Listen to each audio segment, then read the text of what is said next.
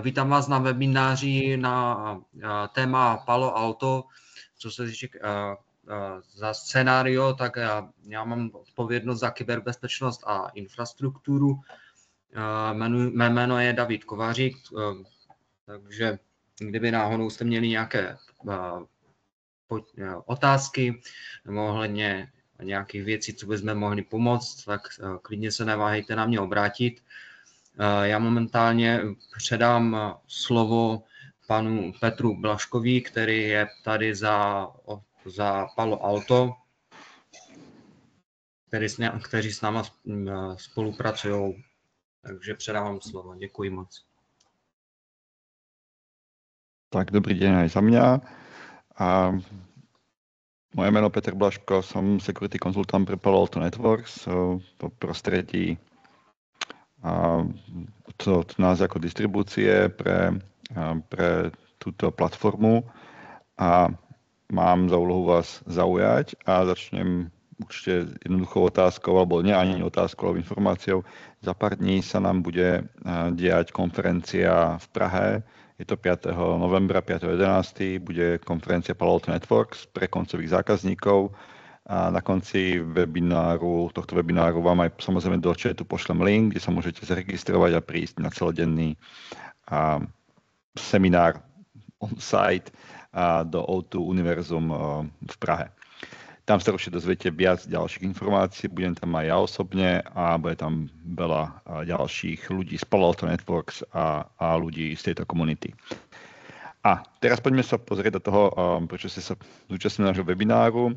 A to je, prečo Palo Alto Networks sa hovorí, že má nejaké iné postavenie v tých firewallových a bezpečnosti, tak vám skúsim vysvetliť, čo je ten Next Generation z pohľadu Palo Alto Networks. Klasický firewall a Next Generation firewall a prečo, jaké má výhody Palo Alto Networks, aké sú tam plusy, aký je výnimočný, v akých veciach je výnimočný. Klasická infraštruktúra u každého zákazníka, malá, veľká, nezáleží u Palo Alto Networks, ako či ste mali menší zákazník nebo naozaj korporácia obrovská. A ten plus minus, tie problémy, ktoré tam riešite z pohľadu bezpečnosti, sú veľmi podobné. Zaútočiť na vás, alebo môže nejaký útočník na malú alebo na veľkú firmu, aj to len vecou, ja hovorím, peňazí alebo vecou investície, koľko do toho investujú. A dôležité je samozrejme, jak reagujú tí ľudia, ktorí sú zamestnanci za týmto bezpečnostným perimetrom alebo za nejakým bezpečnostným perimetrom. Strašne je to o tom, jak ten človek alebo ten zamestnanec reaguje.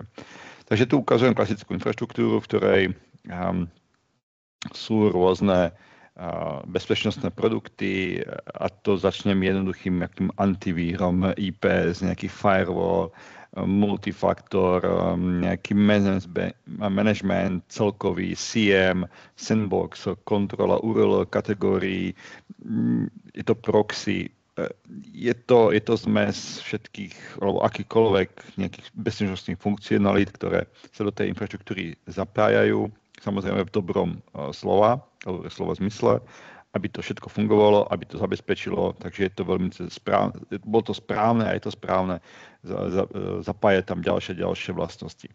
To, čo Palo Alto Networks hovorí, či je to malá alebo veľká firma naozaj v dnešnej dobe reagovať na incident, alebo jak NIS 2 nám hovorí, reagujte na incident a potom nám to hláste, tak na to, aby ste monitorovali, detekovali a zistili, že sa niečo deje, tak potrebujete mať nejaký sadu nástrojov, niečo, čo vám to povie, že sa niečo deje a následne to budete môcť reportovať, povedzme, do nejakých štátnych organizácií, ktoré vám definujú, že musíte definovať alebo musíte hlásiť incidenty.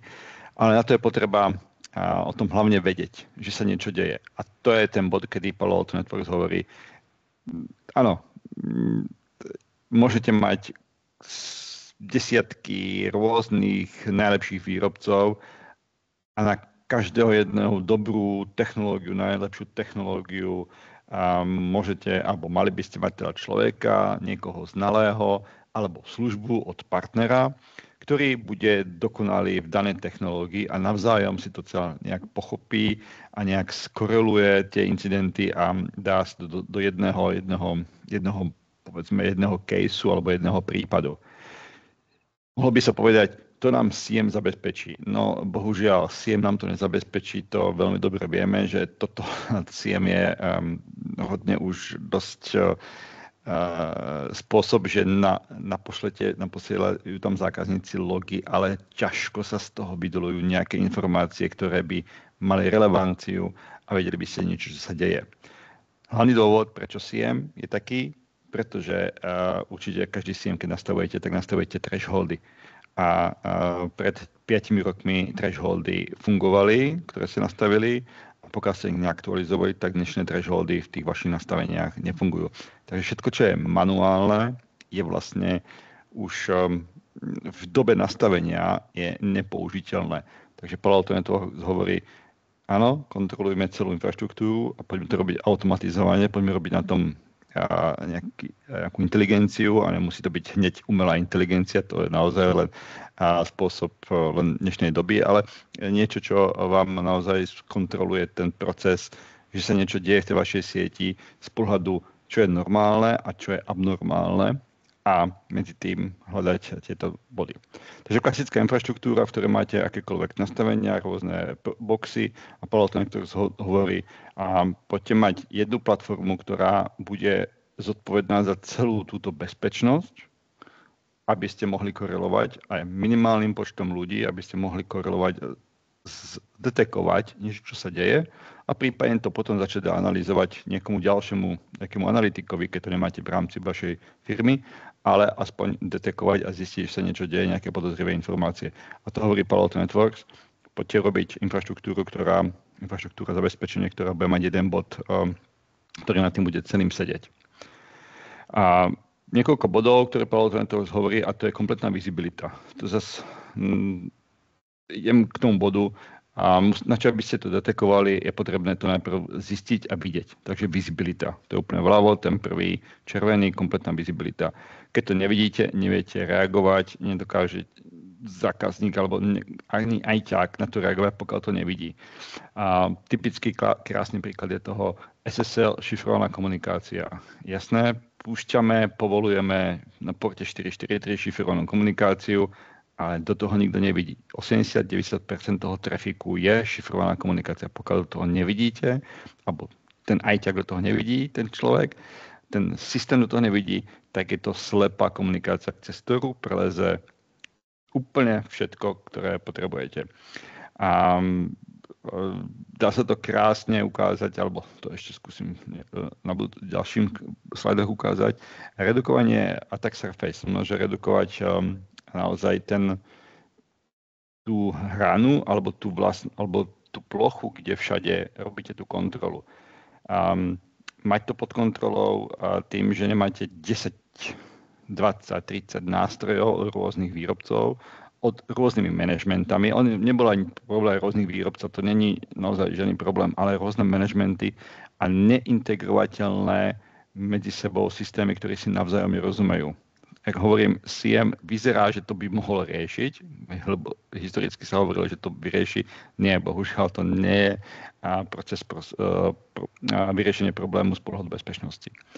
A ochranu proti známym hrozbám, to sú klasické definície, alebo ja to nazvem klasický vír. A k tomu používa zákazník, alebo používate, možno, alebo používame klasický antivír. Takže na víry máme antivír, a to je definícia. A myslím si, že sami asi potvrdíte, že pomocou definícií, a je to akákoľvek definícia, v dnešnej dobe nedokážete zachrániť a zachytiť škodlivé kódy, ktoré sú moderného typu, exploity, skripty,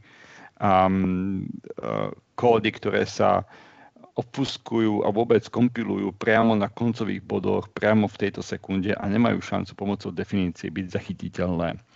Takže proti známym hrozbám a samozrejme Palo Alto Networks, čo je výnimočný, a to sú tie body, ktoré budem skúsiť hovoriť, to sú proti neznámym hrozbám.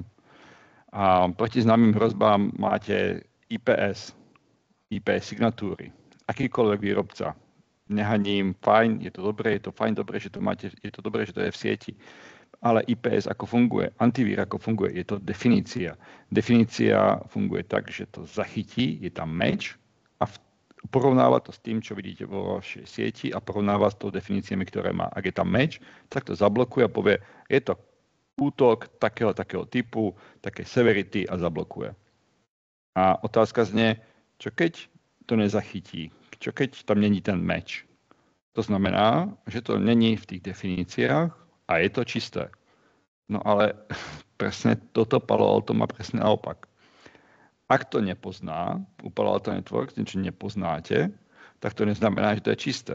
Nepoznané znamená, my nevieme, čo to je, nemáme nad tým viditeľnosť a keď to nepoznám, tak sa k tomu nebudem správať ako, že to je allow a povoliť. Naopak, nepoznané musím spoznať a keď viem jeho výsledok, viem, čo to je, tak sa k tomu budem správať. Je to malware, je to škodlivý kód, je to fajn, je to čistá komunikácia, posielam ďalej. Ale musíte to poznať, musíte to mať tú informáciu. Pokiaľ je to šifrované alebo neznáme, pretože to definície nezachytili, tak pustiť není správna metóda, ako zabezpečiť dnešné siete a vôbec koncové body. Takže proti neznámym hrozbám.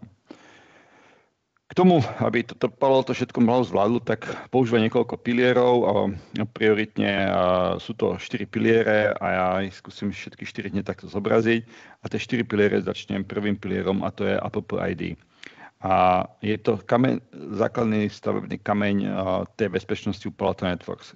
Každú komunikáciu, sieťovú komunikáciu v našom Next Generation Firewalli detekujeme pomocou L7 až na L7 vrstve na úroveň aplikácie. Bohužiaľ, a to je asi aj dobre, nebohužiaľ, ale to správne, že Palo Alto Networks box, firewall, či je to hardware alebo softwarový box, nedokážete ohnúť a vypnúť a povedať, v tomto momente mi nerob kontrolu L7 vrstvy. Môžete mu to fakeovať, môžete mu povedať, vykašli sa na to, milý firewall. Nerob tu miesto správnej kontroly, tam dávaj niečo iné, dokážete to maskovať.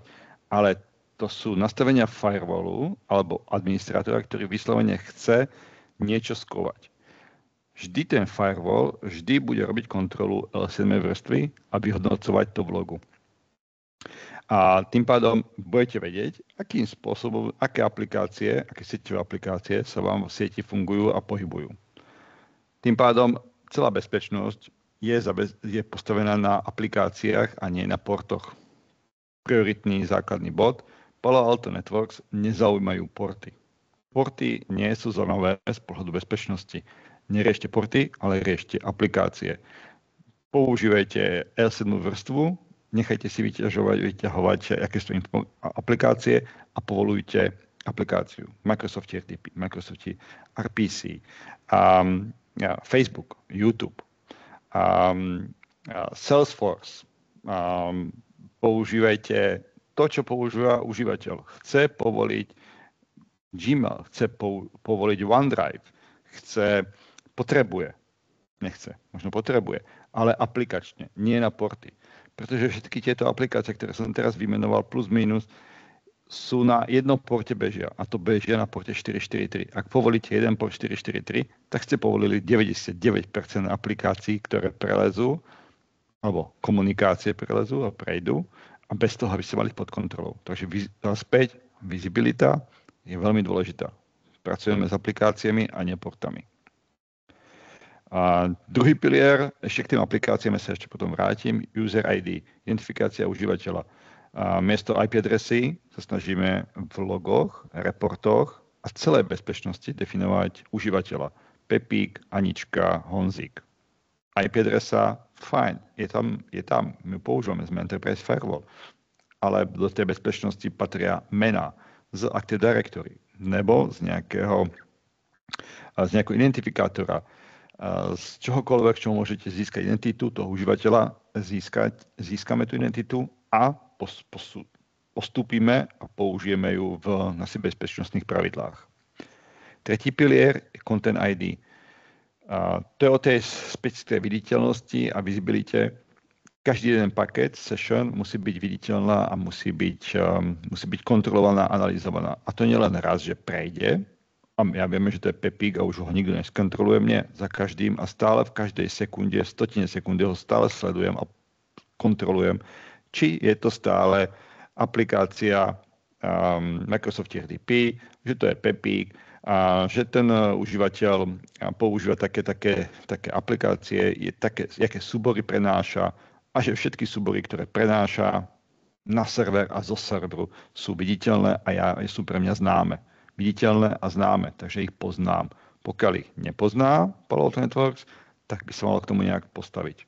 Nepoznám súbor, a je divné, jak to, že súbor, ktorý sa tam pohybuje v tej sieti, v korporátnej sieti a nikto ho nepozná a je to, povedzme, Excel s nejakým makrom. Divné. Veci, ktoré by mal ten bezpečnostný nástroj poznať. Štvrtý pilier, Device ID. U každého zariadenia môžete, to nie je nutnosť, je to zase všetko toto voľby, môžete aj to find do tej bezpečnosti. Vidíte, čo je to za zariadenie. Vidíte, že to je, napríklad tu mám LaserJet, že to je nejaká tiskárna, že to je kamera, že to je televíze, že to je IBM-ovský server, že to je HP-čkový server, a že to je Linux, že to je Windows, a že to je Windows 2018 série s service packom takým a takým. Je to Linux s takým a s takým kernelom. Takže o každom zariadení, ktoré je vo vašej sieti, môžete získať informáciu a vhodné ju používať pri definovaní bezpečnosti. Jednoduchý príklad, definujete v servisnej sieti, kde mám len management mojich, ja teraz poviem príklad, Cisco switche, pretože nič iné tam nemám, mám tam Cisco switche, mám tam Ciscové access pointy a ešte tam, poviem, že takhle mi to končí, moja sieť a žiadne iné tam nemám. Mám tam presne katalisty, mám tam presne APčka, ktoré viem, aké sú, tak tá policia môže fungovať a nastavená. Cisco zariadenia sú tam povolené. Ak tam niekto príde a zapojí si tam, a teraz ja poviem HP, nebo Arubu, alebo úplne nejaký ZyXcel, tak celý ten systém nebude fungovať, alebo to zariadenie nebude fungovať v tej sieti, v tej manažmente, pretože vy ako sekuritáci hovoríte, ja mám nakúpené len zariadenie typu Cisco. Žiadne iné v našej korporátnej sieti neexistuje, aby tam fungovalo. Aj keď to dostane IP adresu, bohužiaľ to nebude fungovať. To je Device ID. To sú 4 piliere, na základe ktorých má Palo Alto Networks postavenú bezpečnosť. V reále to môže vyzerať takto. Spodný riadok hovorí zdrojová IP adresa, cieľová IP adresa a máte cieľový port. To sú klasické pravidlá pre klasický firewall, ktorý beží na 4. vrstve a povolujete zoznam lokálnej IP adresy, takže celú VLANu. Cieľ do internetu povolujete celý internet, pretože ťažko povolovať na základe IP adres, mohli by ste ešte s kategóriami pracovať a tak ďalej. Ale celý internet, no a port, povolujete porty a najčastejšie, čo sa robí, tak port 443. U Palo Alto Networks to vyzerá úplne inak. U Palo Alto Networks povolujete a môžete pracovať, že komunikujete a povolujete aplikáciu SSL. Keď dešifrujete, tak v tom HTTPS SSL máte HTTP. A v ňom vidím, že komunikuje Joe Davis z oddelenia Finance, že komunikuje do cieľových serverov, ktoré sú definované niekde v nejakom centre, nejaké Kanade príklad a sú to definované pre spoločnosť, ktorá robí online storage a backupy.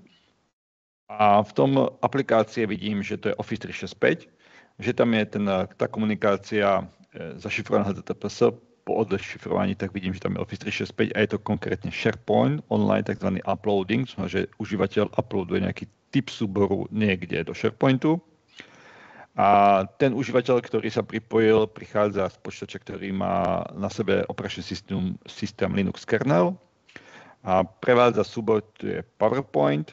No a ešte som zistil, že tento Next Generation Firewall detekuje a že to je označené ako v metadatách ako private confidential súbor. Toto sú informácie, ktoré ste dostali a vy ako administrátor alebo správca siete, bezpečák, hovoríte, áno, toto je povolené a tento užívateľ môže tento typ súboru posielať do toho SharePointu. Alebo naopak zistíte, tohle to vôbec nie je povolené a nechcete, aby takéto niečo sa dialo. Toto je kompletná vizibilita toho, čo sa deje. Nie ten spodný riadok, ale tie ďalšie parametre, ktoré máte od Palo Alto Networks. A to je kombinácia app ID, user ID, device ID a content ID, všetkých 4 pilierov v jednej bezpečnostnej politiky. Ten užívateľ, keď spracujete v nejakej sieti, tak užívateľ príde a povie, potrebujem povoliť a potrebujem pracovať s Gmailom, potrebujem pracovať s Salesforce, potrebujem pracovať. Takže vždy povie, jakú aplikáciu používa. Ten užívateľ vám nepovie, že potrebuje port 3125. Nevie vôbec, či je to TCP a UDP. Ani to od neho nechceme. On vie, že potrebuje tú svoju aplikáciu, aby mu fungovala. Salesforce, nejaké účtovníctvo, vždy to nejaká aplikácia. Riešte aplikácie, nie porty. Definujete, príde užívateľ a volá sa Pepík alebo Anička. Tak mu definujete užívateľské práva tohto užívateľa. Tento užívateľ chce pristupovať tam a tam. Aké typy súborov prenášať cez ten váš firewall alebo cez tú zónu, pretože to nemusí byť len do internetu, to môže byť do nejakej v rámci z jednej zóny do druhej zóny. A aké typy súborov to prenáša a všetky musia byť známe a mali by byť ako benign, ako čisté. Nemali by to byť malware. To by minimálne to by mohlo byť tiež jedno z tých pravidel. No a definovať, aký typ zariadení. Áno, všetky naše počítače v našej sieti sú Windows. Ja poviem Windows 10 a vyššie. Tak nastavíte pravidlo Windows 10 a vyššie, bude povolené, ešte mám Windowsové servere a v našej sieti, poviem príklad zasa, Linuxy sa vôbec nenachádzajú. OK? Kdokoľvek si príde s Linuxovým strojom, desktopovým alebo serverovým, tak sa tam nedostane. Kdokoľvek si tam zapojí niečo iné, tak sa nebude môcť ďalej pohybovať v tej sieti. To je nás device ID. Niečo k tomu app ID. Ten app ID fungujú veľmi jednoducho automaticky. Každá detekcia, každý pohyb, akýkoľvek pohyb session, ktorá sa tam pohybuje, tak sa detekuje aplikačne.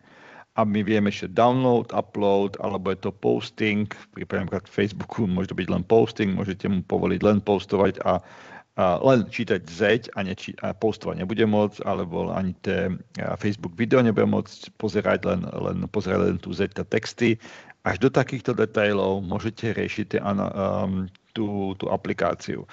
A môžete riešiť, či ten OneDrive, ktorý má každý Microsoftí počítač, ten 15 GB, myslím, že každý užívateľ dostáva zdarma, či to uploaduje súbor ten užívateľ si do toho svojho free accountu a odnáša nejaké data, alebo si to kopíruje na váš,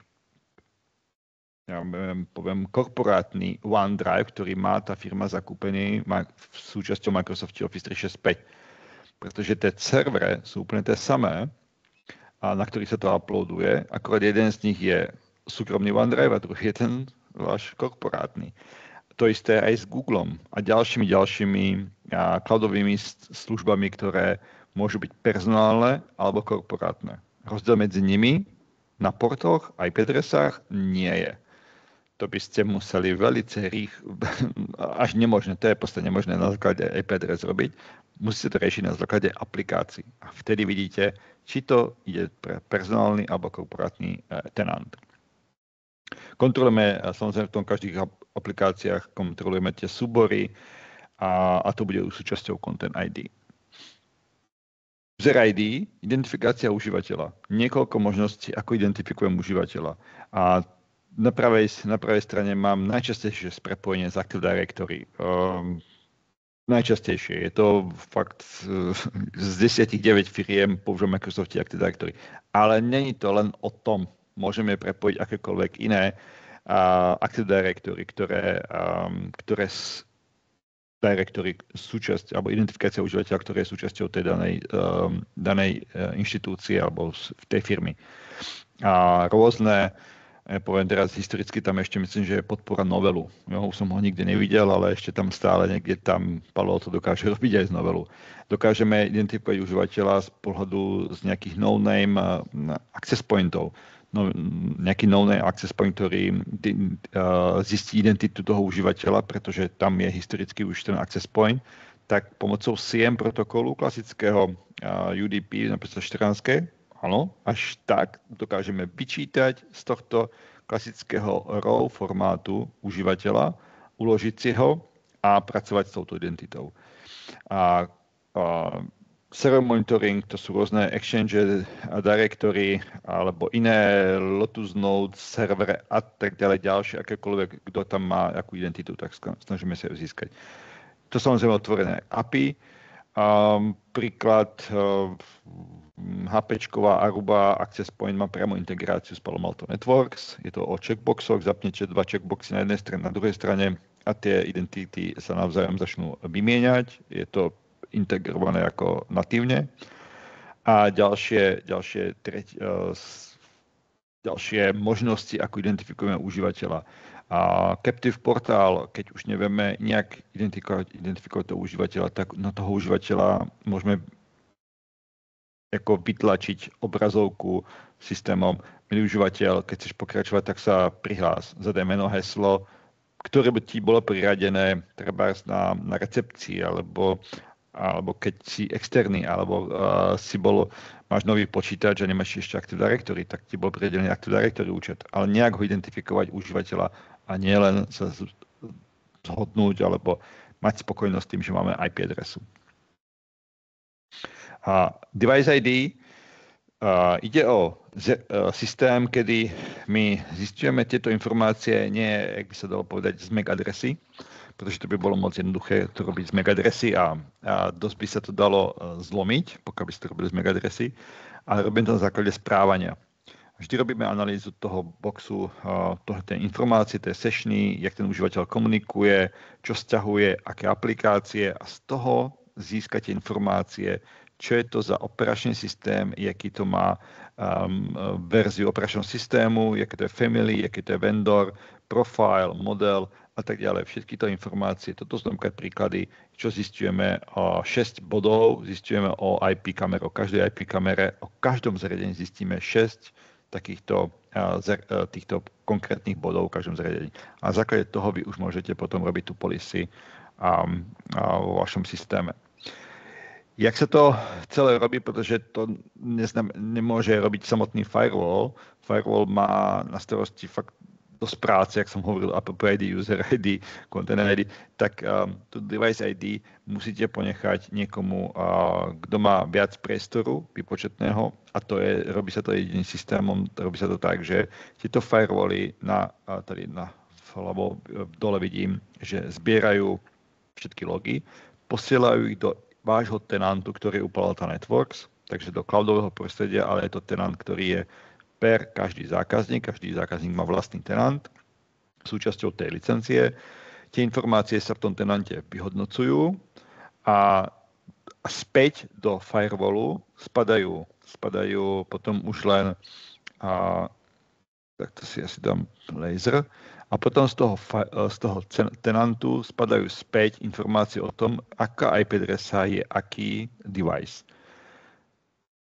Príklad, často sa to robí sa to tak, že naozaj ten systém, ten firewall, keď ho zapneme, ja potrebujem ten sieti, aby sa začal učiť. Pretože on to nemôže vedieť hneď, on sa musí učiť, sledovať to správanie každej jednej IP adresy a potom následne vieme, čo je to za zariadenie. Plus minus za nejakých 14 dní vieme definovať a garantovať, že sme rozpoznali veľké percento, až 99% tých zariadení a vieme definovať, čo je to za zariadenie, aký má operačný systém a jakom funguje. Musí to byť samozrejme živé zariadenie, ktoré komunikuje a z toho to zistíme. Content ID. Detekujeme akýkoľvek file. Ale jakým spôsobom detekujeme aj file, súbor, reťazec, skript, ktorý je tzv. Zero day. Pretože, jak som povedal, pomocou definícií, to je už dosť zastaralý spôsob a nemôžete brániť sa nejakým kódom, ktoré sa naozaj kompilujú priamo na vašom počítači, na koncovom bode. Užívateľ klikne nejaký phishing nič iné nerobí, len si cez HTTPS zašifrovanú komunikáciu stiahne payload z nejakého serveru, stiahne si nejaký kus kódu, ktorý sa tam skompiluje, pomocou exploitu sa spustí kus kódu a tento kus kódu je jedinečný vlastne na celom svete a práve sa spúšťa na vašom koncovom bode. To pomocou definícií nemôžete brániť a nemáte šancu chrániť a preto aj tie útoky ransomwareové akéhokoľvek typu útoky stále prebiehajú a sú nezastaviteľné, pretože vy to pomocou definícií nemôžete zachytiť. A jak to Palo Alto Networks má u seba, tak ja som si robil taký graf tu na, je to časový graf, ktorý hovorí, mám tu zero day, práve kus kódu, ktorý sa mi práve spúšťa na mojom koncovom bode. Všetky kódy, ktoré sa spúšťajú na koncovom bode, ja ich musím vidieť a poznať. Tak na to, aby sme poznali všetky súbory, ktoré sú viac než 24 hodín staré, 24 hodín staré znamená, boli vytvorené pred 24 hodinami a viac, tak robím pomocou definícií. Áno, ten firewall má klasické definície a raz za 24 hodín si sťahuje nové definície, antivírové, antispywareové, IPS, IDS signatúry, antibotnet, všetky tieto definície si sťahuje k sebe a je to raz za 24 hodín. Máme zákazníkov, ktorým to takto postačuje a majú ochranu len v takéhoto základného typu. Tu Palo Alto Networks samozrejme nekončí, pretože Palo Alto Networks hovorí, ochránime kompletne celý čas a nám je jedno, či ten kód sa vytvoril teraz alebo pred 48 hodinami. Dokážeme ochrániť tú infraštruktúru v reálnom čase za každých okolností. A všetko, čo je od 5 minút do 24 hodín, tak to je okno od toho vzniku vírusu alebo vzniku malvéru, pretože vírus naozaj už dlho nikto dlho moc nevidel, spíš už je to skôr malware. A hovorí sa tomu ako exploit alebo obecne malware. Tak všetko, čo od 5 minút do 24 hodín, tak to sa riadi a dokážeme zabezpečiť pomocou definícií, ktoré voláme Wildfire Definition.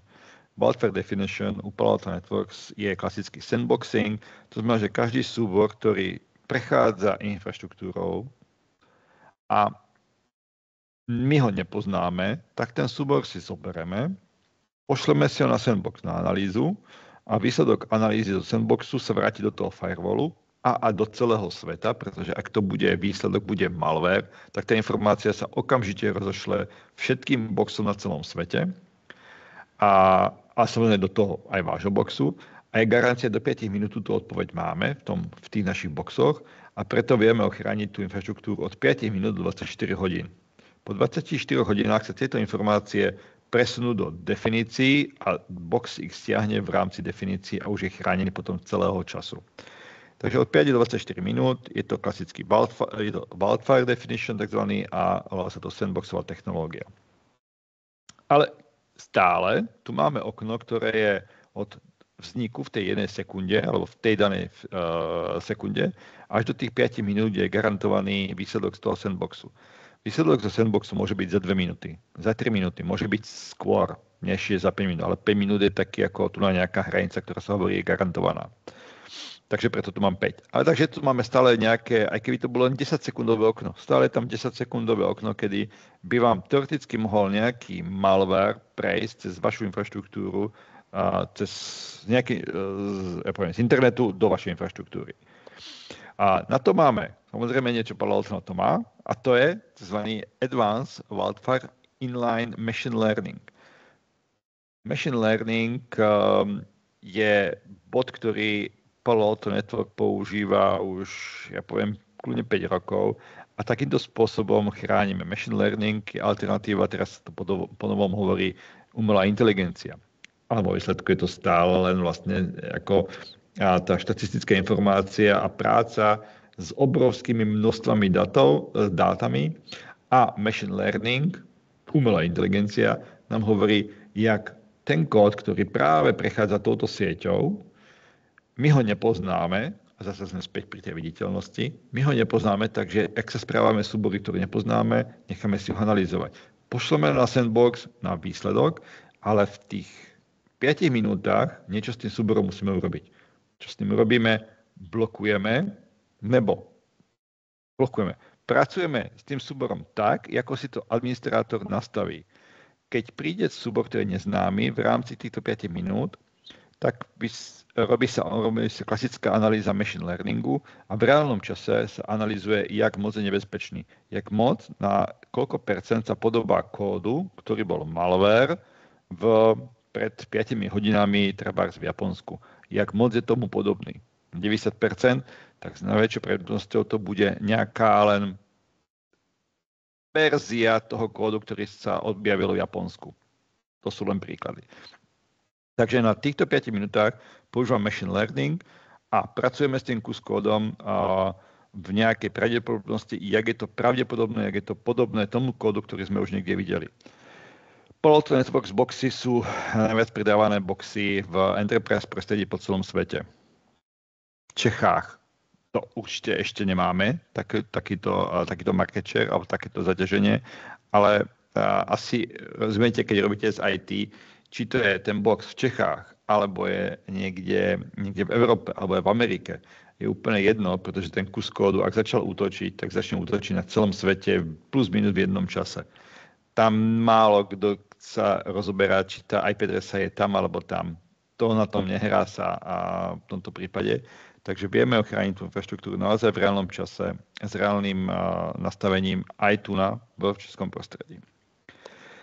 Aby sme videli, jak je to nastavenie, tak tady vám ukážem, toto je nastavenie od Palo Alto Networks, toto je screenshot z nastavenia.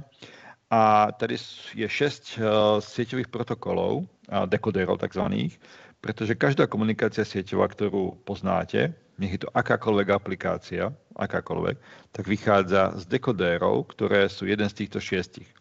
A ja si to zoberiem jeden z dekodérov a tu je napríklad dekodér HTTP, najčastejšie používaný dekodér HTTP. Ak je zachytené pomocou signature action, čo je 24 hodín ďalej, tak HTTP hovorí, tady je reakcia reset. Vyresetuj to spojenie. Nepustí mi takýto typ súboru alebo takéhoto typu session do mojej infraštruktúry. Ak je v tomto dekodéri zachytené v tzv. Wildfire Signature Action, to je od 5 minút do 24 hodín, tak reakcia je tzv. Takisto tu mám reset bod. Ale to je meniace, alebo môžem si nastaviť, čo by som chcel. Ak mi túto detekciu zachytí kus kódu, ktorý je tzv. Tady, inline machine learning action v tejto minúte, tak reakcia tady môže byť úplne iná. Takže máme 3 rôzne reakcie pre každý jeden protokol a to je preto, že máme v rôznom čase. Či to zachytené klasickými signatúrmi alebo nejakým sandboxovým a práve sme pod útokom práve naša organizácia, nebo sme pod útokom naozaj ako tzv. Zero day code. Ku každej reakcie môže administrátor nastaviť reakciu alebo nejakú adekvátnu reakciu, ktorú si myslí, že pre jeho infraštruktúru je vhodné. Takže nehovoríme, že blokujem, hovorím reakcia užívateľa podľa toho, čo si nastaví ten administrátor.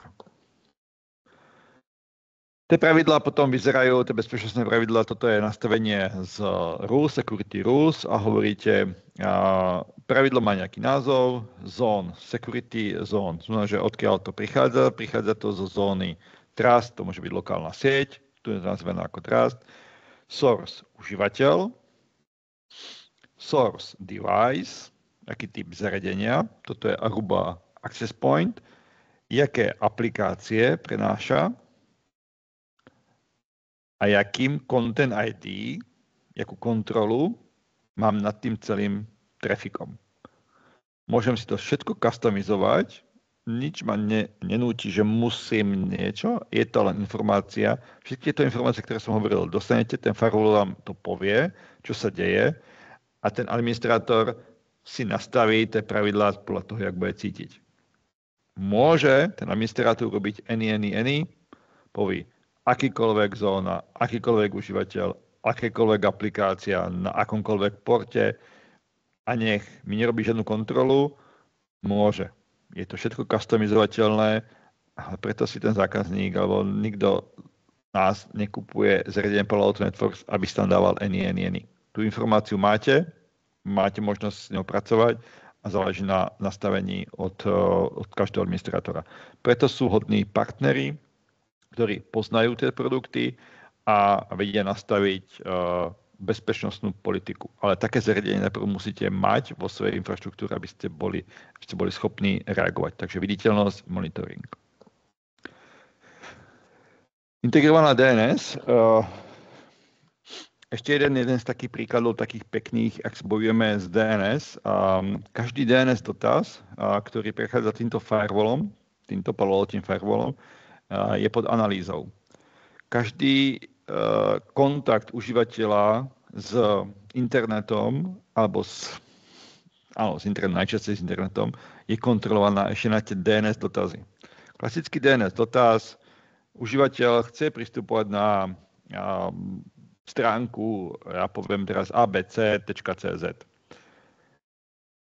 Potrebujem DNS dotaz, pýtam sa interného DNS serveru, aký je preklad, internet DNS to nepozná, nemusí. Pýta sa internet DNS server, sa pýta firewallu, alebo cez firewall sa pýta lokálneho ISPčka, ale milý ISP, poznáš preklad na abc.cz? A milý ISP povie, nie, nepoznám, posielam ten forward ďalej, posiela to na server, ktorý drží ten DNS záznam a ten DNS záznam sa späť potom vráti tomu klientovi. Tak funguje DNS a má aj to správne. Čo robí Palo Alto Networks, ale naviac je, že za každou jedným dotazom na DNS sa spýta priamo najprv lokálnej databázy, či nepozná už odpoveď, často nebude poznať, ale pýta sa on ďalej vlastnej tej cloudovej služby od Palo Alto Networks a pýta sa na reputáciu, relevanciu záznamu abc.cz. Ak sa pýta užívateľ na abc.cz, čo si my ako Palo Alto Networks o tom myslíme, jak je tá doména, a nemyslím ten web, ale jak tá doména dns.cz, abc.cz je bezpečná, nebezpečná. Do 80 milisekúnd príde odpoveď do toho firewallu reputačná. To znamená, je to doména, ktorá sa začala pohybovať vo phishingových kampaniách. Doména existuje 2 hodiny, abc.cz, a je využívaná vo phishingových kampaniách. Túto informáciu dostane firewall a vy ako admini si môžete povedať, tak keď mám informáciu, že tá doména existuje 3 hodiny na svete, a na to klikol niekto na recepcii v mojej firme, ktorý naozaj nevyvíja žiadny software, nie je to žiadny vývojár, nie je to žiadny ajťák, je to užívateľ, ktorý dostáva e-maily a na niečo klikol. Klikol na phishing. Ak táto doména existuje 3 hodiny, Palo Alto mi hovorí, pozor, táto doména sa šíri vo phishingových kampaniách, tak ja ako admin nastavím blok. Túto informáciu, túto IP adresu, ktorá mi príde z serveru DNS cez ISP a vrací sa IP adresa na doménu abc.cz, tak ja túto informáciu predsa nepošlem tomu užívateľovi, pretože viem, že bych sa infikoval a chytil by nejaký kus kódu, ktorý nechcem na koncovom bode. A to robím jednoducho tak, že robím rezolváciu a kontrolujem každý DNS dotaz. Túto informáciu ja nepošlem z tohto DNS serveru k tomu užívateľovi. Ja tomu užívateľovi pošlem úplne inú IP adresu. Ja mu pošlem tzv. DNS sinkhole IP adresu, podvrhnutú IP adresu. Ten užívateľ, on len klikol na phishing. On nič nerobil, on klikol na phishing a čaká, čo sa stane. Užívateľ v operačnom systéme príde mu tá IP adresa a naviaže HTTPS, najčastejšie šifrovaný kanál, na svojho výrobcu malvéru. Jenomže ja som mu neposlal IP adresu, ktorá je relevantná, ale poslal som mu podhodenú IP adresu a celú IP adresu som to poslal do Palo Alto Networks. Takže robím analýzu toho phishingu priamo u výrobcu Palo Alto Networks. Ten si znova naplní svoje databáze a spätne môže naplňať svoje definície, machine learning, wildfire sandboxing a všetky ďalšie subskripcie, ktoré sa potom šíria po celom svete. Takže navzájom každý užívateľ, ktorý klikne na ten phishing, on nedostane informáciu, nedostane ten phishing a nezašifruje sa mu žiadny počítač a naopak ešte pomôže k tej analýze, pretože my tú informáciu potom pošleme do Palo Alto Networks v reálnom čase a robí sa tam tá analýza. Takže navzájom si tie boxy pomáhajú a vlastne užívateľia im pomáhajú robiť tú analýzu viac a viac a hlbšie a hlbšie. A takýmto spôsobom to je vlastne 24 hodín, nekonečný cyklus, robíme analýzu všetkých paketov a všetkých session u Palo Alto Networks. No to by sme niečo ale videli viac, tak musíme dešifrovať. Takže áno, je to klasické dešifrovanie. Kto už niekto dešifroval niekde u nejakých iných výrobcov, tak je to samé, je to tzv. Spôsob, je to man in the middle, kde dešifrujeme túto komunikáciu a pozeráme sa. Je to veľmi zasa silná stránka Palo Alto Networks a nebojím sa žiadneho proof konceptu alebo nejakého testovania, pokiaľ by ste mali záujem otestovať celý box a aj s dešifrovaním. Vôbec sa toho nebojím, pretože to robí veľmi kvalitne to dešifrovanie a môžete to skúsiť, jak je to možné. Resume sizing u Palo Alto Networks sú 3 parametre, ktoré Palo Alto Networks posúva do sveta a to je propustnosť na firewall throughput, prepustnosť na firewallingu, ale na L7 vrstve. Takže tento parameter nie je možné porovnať s parametrom od iných značiek, ktorí majú hneď a volajú to tiež firewall throughput, pretože iné značky to robia na L4 vrstve, to je routing. My robíme na L7 vrstve, nedá sa to zlomiť, vždy to robíme na L7 vrstve, takže prvý parameter je analýza L7 aplikačná. Druhý parameter je pri zapnutých všetkých funkcionalitách bezpečnostných, ktoré som vymenoval, úplne všetkých checkboxov, ktoré zapnete, tak máme parameter garantovaný, napríklad tu je to 20 gigabit, prepustnosť daného boxu pri zapnutých všetkých funkcionalitách. Pozor, a aj logovania. Sú výrobcovia, ktorí povedia, prepustnosť je taká a taká, ale bez logovania. To vám je celkom zbytočné, keď neviete a spätne zistiť vlastne, čo sa dialo. Takže pozor, zapnite logovanie a vaša prepustnosť zasa klesne trošku. Takže aj tu je taký ten chytáčik od rôznych vendorov. A tretí parameter je parameter pri IPsecovej site-to-site VPN komunikácie. To sú 3 parametre, ktoré Palo Alto Networks uvádza, nič viac nepotrebuje, pretože na týchto parametroch vlastne stojí tá bezpečnosť primárne. Najčastejšie threat prevention, tento druhý parameter, tento parameter porovnávajte s inou threat prevention s porovnatými parametrami. Vtedy dostanete adekvátnu aj cenu, samozrejme tých boxov a budete prekvapení, že tá cena Palo Alto boxov nie je vysoká. Keď porovnávate jabka s jabkami, tak zistíte, že je to podobná cena aj s inými vendormi. Veľmi, veľmi podobná.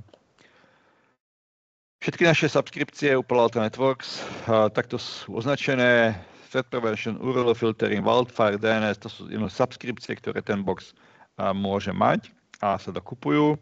Všetky informácie, ktoré som povedal, platia pre hardwareové firewally, virtuálne firewally, a či to je ESX, alebo do Hyper-V, nebo v Azure, nebo v Amazone.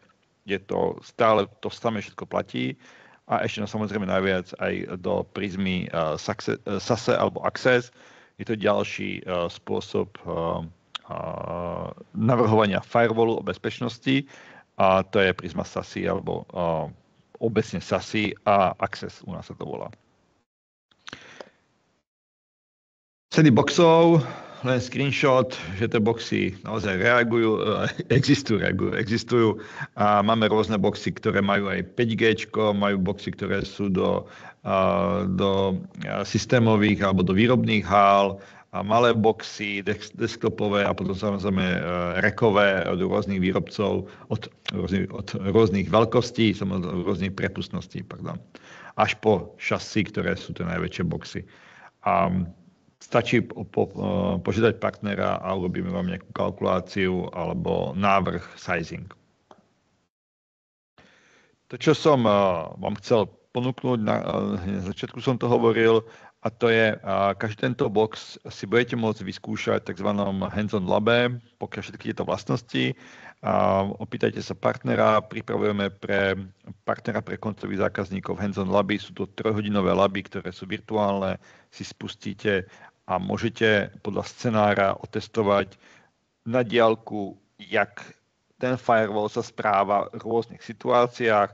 Prípadne, pokiaľ by ste to chceli v rámci u vašej infraštruktúry, tak ten box vám pošlem a do vašej infraštruktúry zapojíme podľa vašich predstav a budeme testovať v rámci vašej infraštruktúry tieto boxy bez toho, aby sme nejak narušili samozrejme vašu infraštruktúru.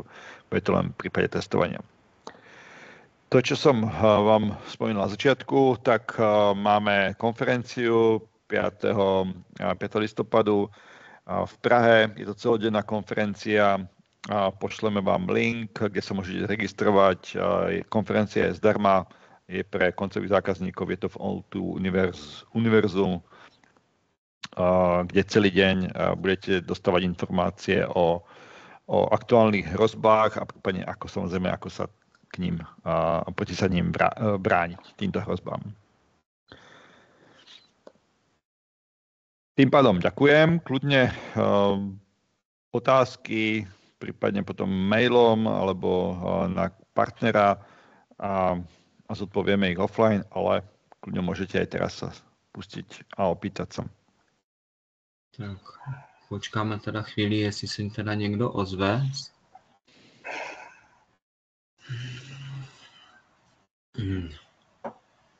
Padá to zatím nikdo. Nevím, jestli mě slyšíte, teď to jde. Ano, teď momentálně vás slyším. Jo. Já jsem chtěl v prvé řadě poděkovat za takovou prezentaci, protože mě to rozkrylo jakoby taje Palo Alto a dává mi to velký smysl a myslím si, že pokud tady zaznělo, že i ta cena je konkurenceschopná, tak si myslím, že to je velmi, velmi důležitá informace pro všechny zákazníky, protože ty bezpečnostní, nemyslím protokoly, ale myslím, že to, jak v Palo Alto tu bezpečnost pojali, to co neznám, prostě to nepustím, tak to je pro mě jako velmi zásadní informace a věřím, že i pro naše zákazníky. Takže ještě jednou děkuji a myslím si, že to je velmi, velmi zajímavé. Do chatu som poslal teraz link, kde sa dá prihlásiť, takže môžete sa priamo, je to naozaj nezávislé na partnerovi, je to naozaj pre koncového zákazníka tá konferencia. Môžete sa prihlásiť a prísť sa pozrieť na nás. Budem tam, stretnete ma tam. Dobře, tak děkujeme vám teda za výbornou prezentaci teda produktu toho Palo Alto. Já taky jsem velice rád jsem se taky nově poučil z nějakých věcí, co se teda děje. Jak teda bylo zmíněno, kdyby náhodou měli jste nějaké otázky, tak není problém se tady obrátit na nás, na společnost Scenario, nebo přímo na to pana, který přednášel. Tady že asi už teda nikdo, a to už jenom že poděkováním. Takže děkuji vám moc za příjemné strávání toho webináře a mějte se teda krásně. Nashledanou. Nashledanou.